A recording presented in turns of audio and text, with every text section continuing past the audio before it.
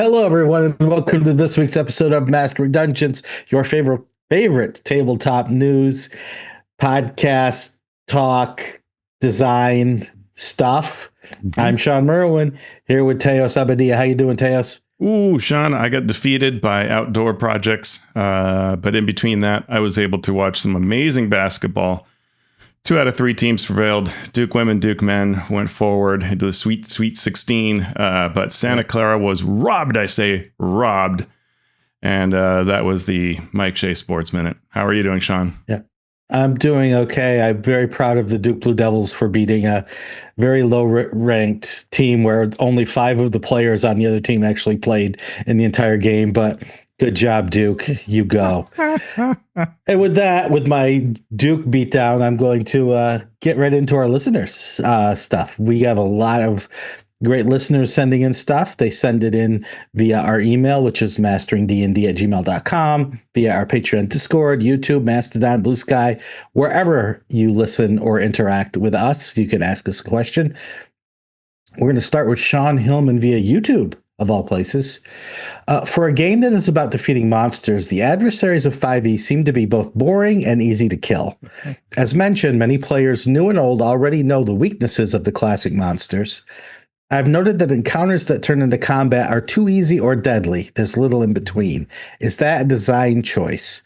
And I'm going to cut out the rest of the questionnaire because I need to clarify right now that one person's boring and easy to kill is another person's just right. Every tabletop role-playing game with even the slightest bit of a complicated combat system is going to have these problems of what everyone thinks the difficulty should be. Over the years, as an aggregate, I found that players want to feel the potential deadliness and drama, but as soon as there is deadliness and drama, they don't like it anymore. Yeah. So getting that feeling of drama, getting that feeling that this could be the combat where we perish without actually having it be that way. Because if it's that way, if every combat is actually, we might die here, then you're going to have a game where a player dies every 2 sessions, a character dies every 2 sessions. Hopefully. And then you can't advance, and then death becomes either something that's just a speed bump if you raise dead all the time, or you lose the continuity of a campaign. Yeah, I think you nailed it. And I've played some great games with Shawn back in the DC area during the Living Greyhawk days. And the thing with 3E was 3E still had some of that older edition feel where at level 1, if an orc crits you with the great axe, you're gone, right? You're just toast. Hill giant hits you, an ogre, any of that, like you were just erased from the map. And even with like different types of foes at higher levels, often the thing was if all 3 hits from this monster hit you, because they had declining probabilities to attack back in 3rd edition, you're probably going down. And so there was a lot of this red bars go up, red bars go down type of thing. If you're familiar with that from video games, it felt like big swings, big dangers. If you get swallowed by this creature, you're gone kind of thing. Is that a feature or a bug? Depends on the player, but I think that in the aggregate, people have wanted stability. Like when I run Adventurers League, I'm constantly surprised by players that really want to, they build characters as if they never want to be threatened, right? Mm-hmm. And players will consider an encounter difficult, not because 1 or 2 characters went down, but because they used more spell slots than they usually do, right? I've had people say, that was really tough. I used most of my spell slots healing you guys. And I'm thinking to myself, mathematically, I never had you actually threatened, right? But it's that feel. And I think just players have changed. They want to tell the story of their characters. They want a more even keel game. So there aren't these wild swings that make you think like Shawn gives the example of a troll later in part of the question, trolls when they rended truly tore you apart. Right. And now they don't have that swing of hit points. A few monsters in 4th edition did. The owlbear had a very similar rend that could just spike way out there. This just doesn't happen, right? And so if you want more threat, you kind of need to play a different game, or you need to change how you approach 5e, which you can, to substantially inject that level of peril. But then you're getting closer to that sort of like, 2nd edition, 1st edition type of play where you're going down a lot and you're changing out characters a lot. And is that what your group wants? Maybe, maybe not. Hard to say. Yeah. There are games that have mechanics that will try to enhance that feeling. A game like 13th Age with the escalation die, Yeah. where the stakes get ramped up a bit as that die increases. Games like Draw Steel with the heroic resources. And Malice. Right, and Malice and those sorts of things. There are mechanics that you can add, but even those mechanics don't always work well in capturing that. Mm-hmm. So, you know, the onus is put a lot on the dungeon master, as Teos said, to take the system as it's designed and then manipulate it to make it feel that way. Yeah. So having monsters, have the monsters go Delta, Delta Strike like the players do. Throwing in some more monsters than the rules might indicate is a way to challenge players that want to be challenged. But again, as Teos said, as soon as you challenge them, you might get the, whoa, wait a second, this is too tough. Is this according to CR? Is this, Yeah. Is the challenge rating on this correct? That sort of thing. So, yeah, I do think that in 5th edition, I can find medium areas of balance. And a lot of how I do it is in the book that's over one of my shoulders, which is Forge of Foes. And, you can easily take an existing monster where that fight might be a little bland by some measures and have that monster do an extra thing that will really take it into a different level, right? And that can be in two ways. One is the sense that it's hard, right? So when a giant hits you and it shoves you back into the wall, that feels significant and dangerous. Also, when it drops you to 0 or near 0, that feels dangerous, right? So you can go either approach with either a thematic type feel, or, if your players don't actually want to see their characters threatened, or something like, just pouring out damage through various things. The easiest Forge of Foes monster power I can think of that works all the time is a reaction to when a character hit them, you take your biggest hit and do it back at them. Right. That will always make the player go, oh, whoa, that was unexpected, right. And so there are things you can do to achieve that feeling where it's still in the middle. It's still not deadly, but it feels like it has more teeth. You can also do environmental things, right? If there is the building is burning and the smoke from it deals 2 poison damage to everybody, and the monsters are immune to poison. Just that 2 damage at a fairly low tier will result in the players feeling like we're in danger. We got to get out of here. Like we're going to die, because it does. It's just that ticking clock of hit point loss will elevate things and escalate things. And I would say that, if I look at Draw Steel, I am having 0 trouble challenging characters. That is one where it's actually the opposite. I have to be careful not to overdo it. And in Daggerheart, if you go too long and they run out of armor slots, it's a death sentence. And so each of these games has very different feels for that. So you could always try something like that. We'll take this question from DT Norris via our Patreon Discord. I find I really struggle with prep. This will sound harsh, but the reality is even spending only an hour or so, as with the lazy GM style 8 steps prep leveraging published hardcover material heavily, is a thing I often don't enjoy. I put it off until the day of the game, the last possible window of time, and it often feels like it takes me away from whatever other creative feeling pursuit I might be currently trying to create. That said, I also know that I wouldn't feel motivated in my creative pursuits if I didn't have some outlet like a regular game in which to showcase them.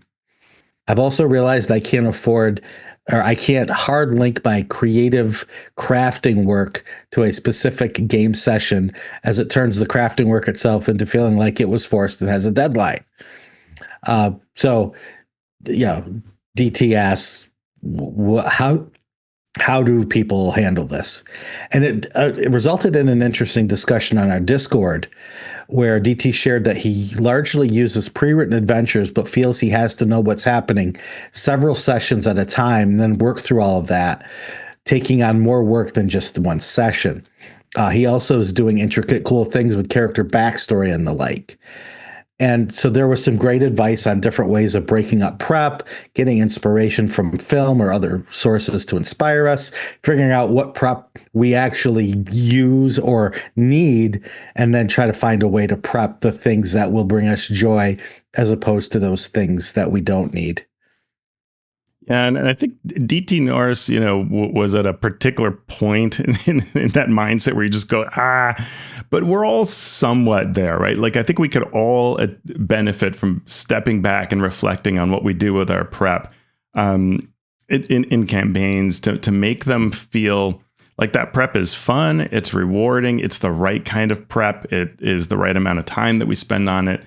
And a lot of it, I think, is just about really being able to divorce yourself, separate yourself from that situation that you're currently in, the way you normally tackle things, and think about what it is that what you're trying to do.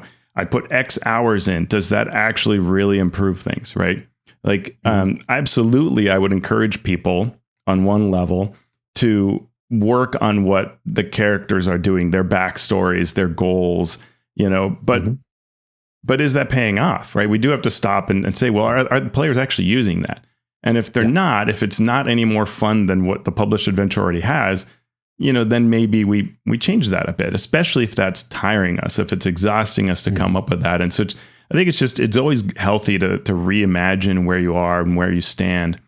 And the answer to things like this is often change it up, right? It's not harder. It's not even smarter. It's stepping back and looking at what you do and trying some different things. And to try different things, you have to forgive yourself for it not perfectly working well. But I'll tell a quick story, and then I want to hear what you say, Shawn. But there was a time when I had not prepped anything in college for a game, and my players are like, just run whatever, make it up. And I did, and they had such a great time. And I was so mad because it meant that a lot of the prep I did was meaningless compared to, or didn't make it any more fun than this. Meaningless to them. To them, yes. Yes. Yeah. And I wanted to believe that I was crafting the most incredible experience ever and that all my hard work was paying off. And it was ice water to the face, right? And I still feel the sting of that so many years ago. It was tough, but the truth is sometimes we can just improvise some stuff pretty darn well. That doesn't mean you want to get sloppy, but it's worth examining those, why that can happen and find your it's okay to change it up. Yeah. My prep has changed over the years because of my job, going from I'm running games as a creative outlet to I'm running games because all my creativity has gone into something else. And now I need to recharge the batteries in this way. I've never been a crafter. I've never been a minis enthusiast. I've never wanted to make intricate maps that are to show on the table. I've never wanted to make spreadsheets. I've never wanted to do any of that homework. I've wanted to make sure that when I'm sitting at the table, I can cover what the players want. Not what they desire necessarily, but what they need to play the game, which is me having a halfway decent grasp of the story, me being able to run the table efficiently, so they're not sitting around waiting for me to look up things. That's the extent of my prep at this point. It's, do I have the stats I need?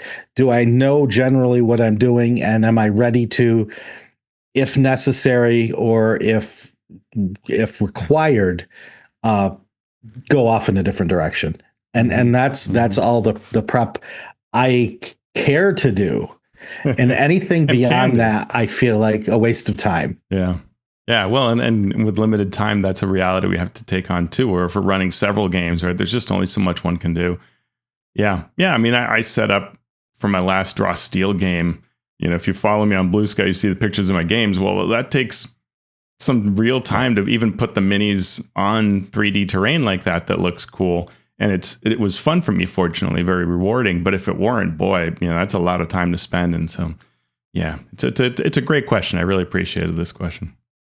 Mm-hmm. Let's jump into our news and commentary because we've got a bit of it to get through. We're going to start with the new D&D survey. This survey is available, shared via D&D Beyond email, on Bluesky, and through their website. It is a hard-hitting survey, starting with your age. Oof, ask how people, how people feel about D&D, how they feel about Wizards of the Coast, how likely they are to recommend D&D, various questions about trust. Then they ended by asking what actual plays people are watching. What did you think of the survey, Teos? Well, I had a sad moment seeing that Ac Inc. was no longer on the list, and that's the one I would usually pick when they ask that question. But since they're no longer playing D&D, I couldn't choose that. Mm-hmm. It's an interesting question. It feels like a soul-searching question. I think it fits where D&D is right now with these new team members, and we'll talk about that some more in our next bit. But it's definitely, there's some introspection going on at Wizards, and I think that's really healthy. So it's a good survey to see. There are a few pieces where I think you can kind of share thoughts that will be looked at and could inform D&D. So it's one of those surveys I wouldn't skip if you can, and if it's still up, find that email or the link in our show notes and click on that. Yeah, let's get right to that next one because I think this is important. D&D staff was at GaryCon. Wizard staff, including the D&D franchise head Dan Ayub, were there at the convention. In a panel, which is available on YouTube, Luke Gygax and Dan gave insights into upcoming releases. Dan said that after landing his position, he decided to mend the relationship between the franchise and Luke Gygax, and they met for dinner in LA. They shared that Luke is working on a project with Wizards of the Coast regarding Greyhawk, which was his father's sort of home world. Luke had been working on an unofficial Melf's guide to Greyhawk, and now it will be published through Wizards in some way. It wasn't clear what way that would be. They shared a cover showing Melf as Luke Gygax envisioned him. What else did they talk about there, Teos? Yeah, it's interesting. And just to go back, because, if half of people started with 2014 that currently play, I mean, going back to say that, Gary Gygax invented D&D along with others, and his son Luke grew up, playing, and he shared stories about being Melf and kind of getting beaten up by his dad. And why does Melf have this spell? His character. His character. Well, I mean, yes. Debatable? Question mark. But so the world of Greyhawk, of course, means a lot to Luke, and Luke has been involved in a number of publishing efforts over the years, and as a way to celebrate his father and that whole everything that was achieved by his dad, has the GaryCon convention where this took place, and so. What was hard to do was piece together the things behind everything being talked about, right? So Luke had been working on this Melf's guide, and it sounded like he was like, I'm not sure how I can say everything I want to say because I don't own Greyhawk, right? Wizards does. So he was thinking maybe DM's Guild or something like that. Well, now he can do it officially, which is great if it's a good book, right? And so that's always tough when the team has to work with someone else's material and make sure it meets those standards, but you still want it to be what they're creating. So that'll be an interesting process, but maybe that process is already underway and going fine. Who knows? This next piece of, at one point they said, we're bringing back modules. And I'm like, okay, what does that mean? Because modules is ostensibly just a name for adventure. Which is funny because the term module seems to be making sort of a comeback. And after years of trying to get away from that term, because a lot of people don't know what it means. It's just an adventure. Now, modules, you could say, were often small, though, as we'll talk about in our main segment, there are big ones. And so I don't know what it means to say that modules are returning. And at one point, there was this question of how is this different from the adventures you've been making? And Dan Ayub, in between all the swearing he did, said something like, oh, well, I don't want to, spill all the beans right now. We'll have more information later. And I'm like, that's a really weird dodge. Like, what is it? Okay. But they did also Dan talked about the seasonal approach as a way to grow community. And they're making a change of when they announce things. And this is one of these things that I would have kept inside rather than outside, which is they will announce this year's season of champions. They'll reveal that at Gen Con. And in the future, Gen Con will be their roadmap release time. So they will announce the next year's roadmap every year at Gen Con. I'm guessing including this year? Question mark. Mm-hmm. And that sounds great on paper, but how many times has D&D changed during the 5e era alone? When they announce things, how they announce things, whether they're even at Gen Con, what con is their big con? These are things that change constantly. So again, I would have kept that inside rather than outside, but yeah. Both of those questions, the module and the Gen Con, show the various flavors and attitudes and experiences of the D&D community. Because in first edition days, we had the hardcover books, which were the Player's Handbook, Dungeon Master's Guide, Monster Manual, Manual of the Planes, Deities and Demigods. None of those were adventures.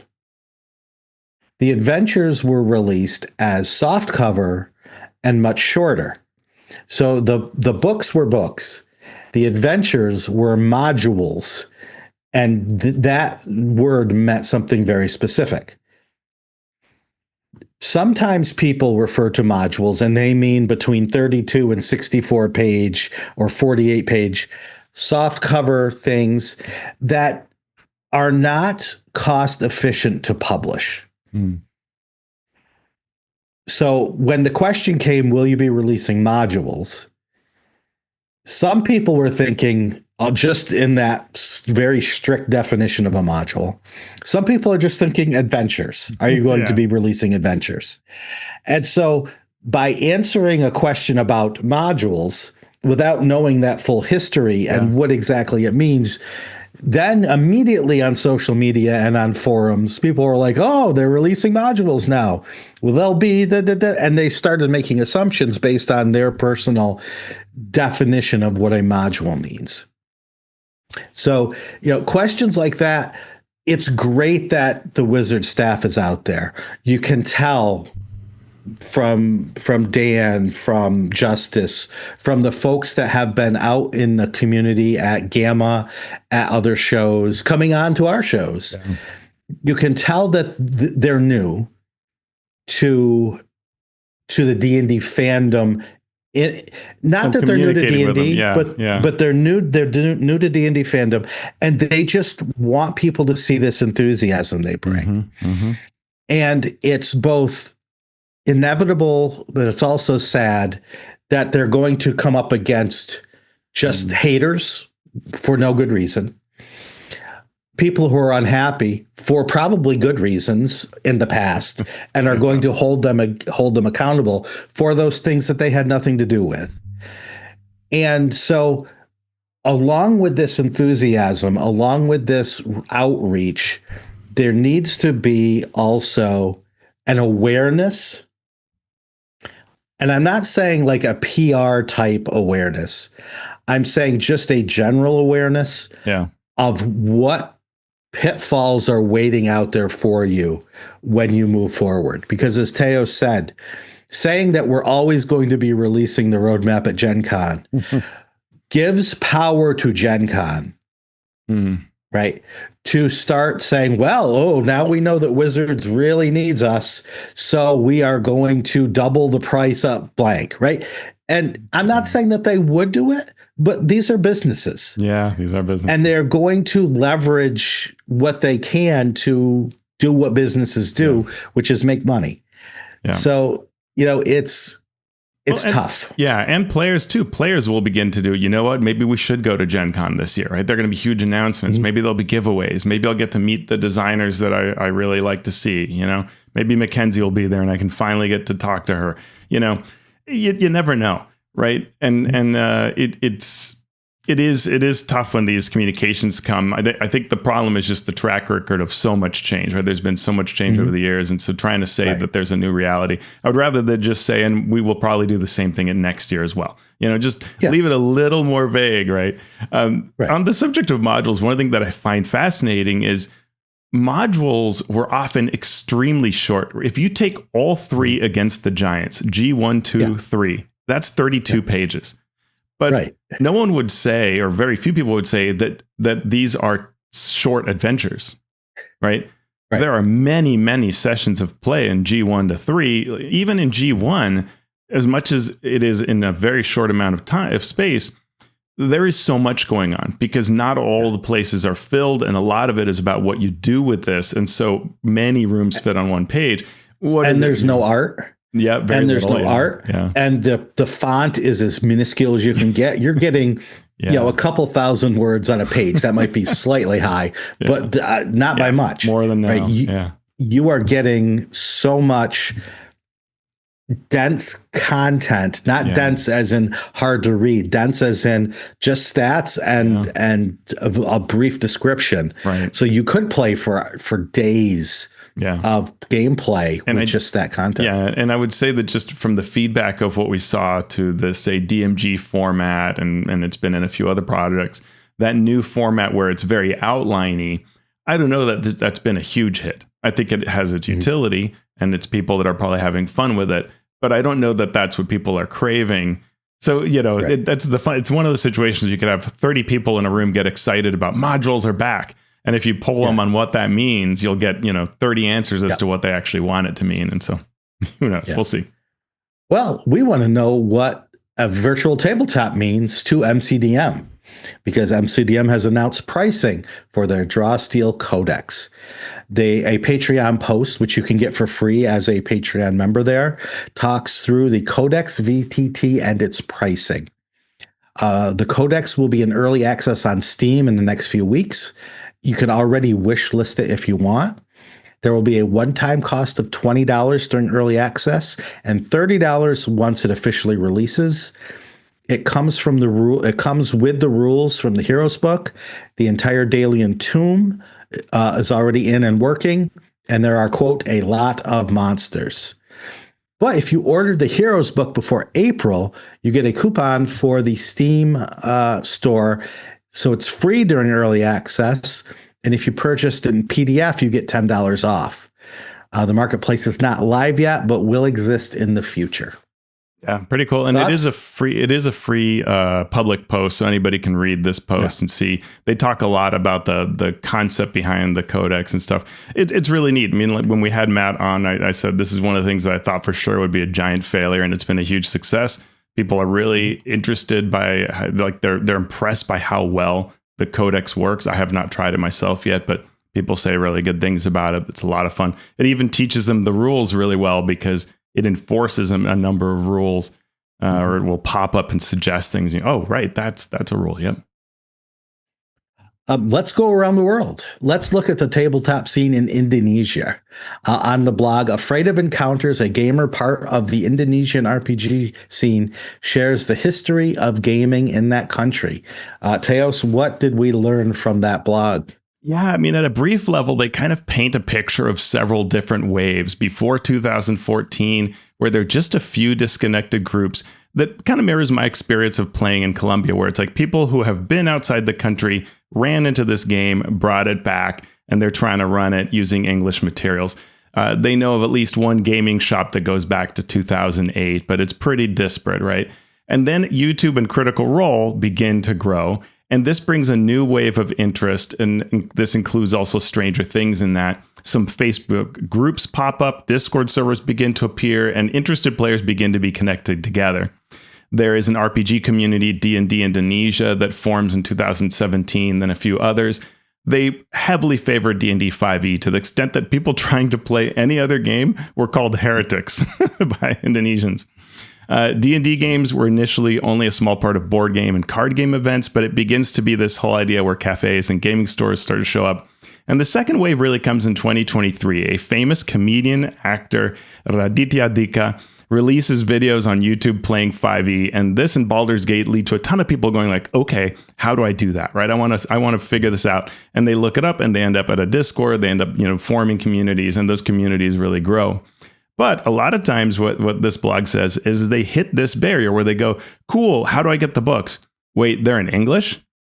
And so that a lot of people show up, and he says are immediately turned away because it's only English language. Also, they often see that 5e is very heavy on rules, so they begin to, those who stick around, try to play lighter games. 10 Candles, he says, is really popular. And he says it's adapted locally to be different things in the same way that Call of Cthulhu in Japan has sort of changed around to be a sort of different type of game and setting. Actual plays and paid DMs become more common. And the blog ends with a description of a convention that had Daggerheart, Mothership, D&D, Call of Cthulhu with more than 40 attendees, and they have 100 members on Discord. Really neat to get insights into, a very different non-US Europe location, right?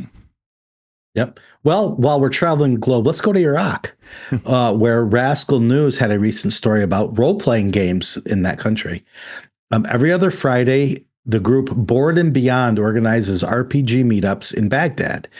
They will find a cafe to host them, usually from 11 a.m. to 4 p.m., and they have around 15 or 20 people who show up.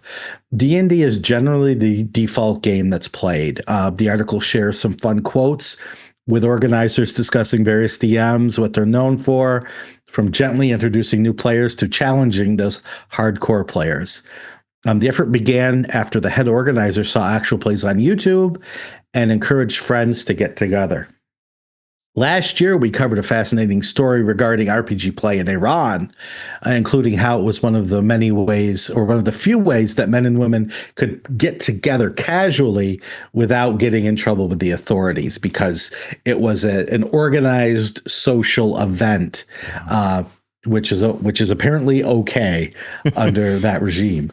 So, it's just an interesting dynamic to look at how games are spreading a lot because of the internet across the world. Yeah, and I get this feeling that we are in a different place where before you really had to have what was the picture that was painted in that first blog of somebody brings the game into the country and tries to spread the word about how awesome this is, recruits players. I mean, certainly that's what I did. I ran, games for people in my barrio in Colombia, and, come on, everybody, I'll run you through this. And they didn't speak English, but I would translate everything.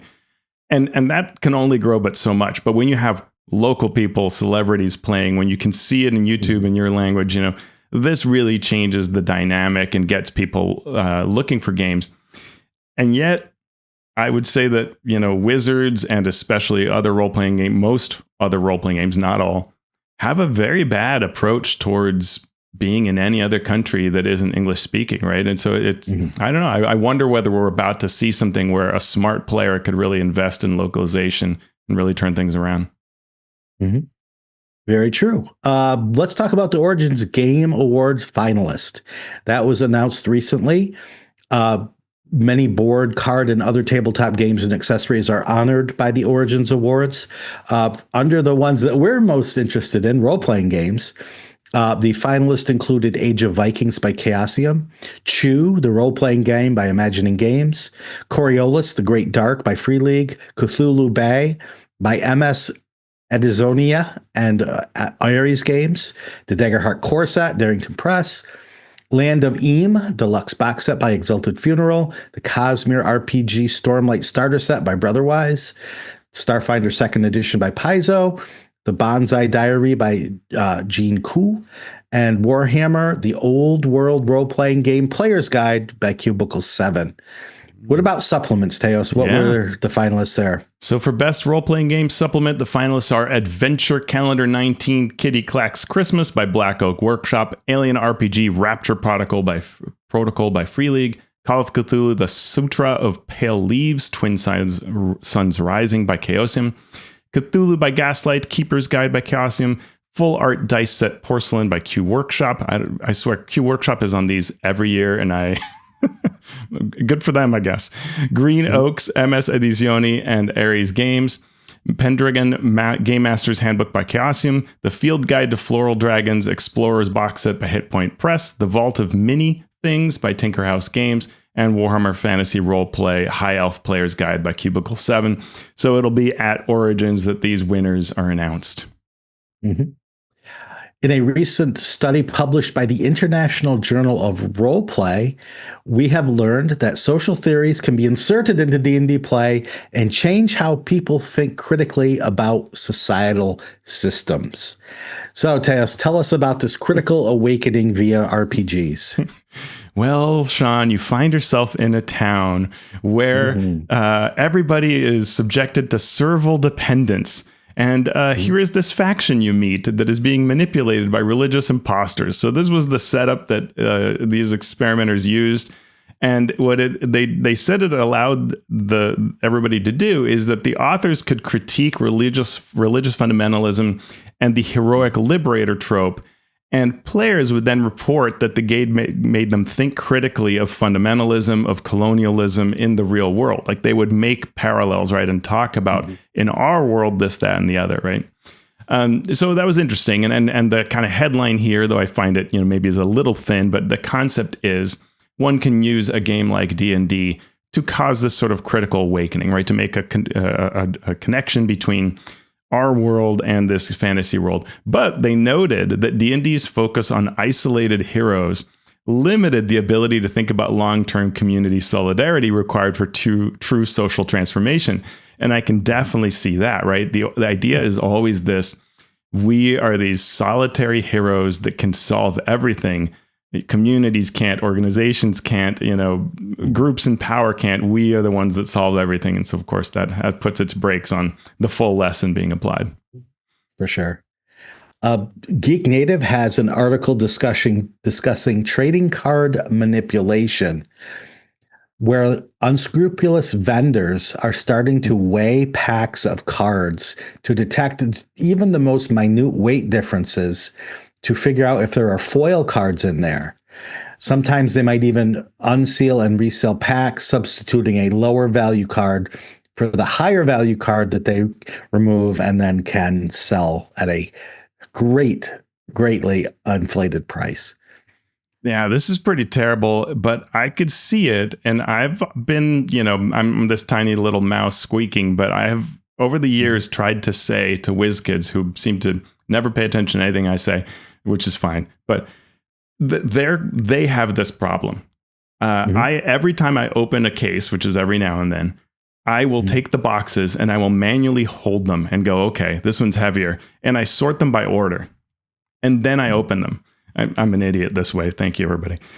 So I will open these. This is what I do for fun, apparently.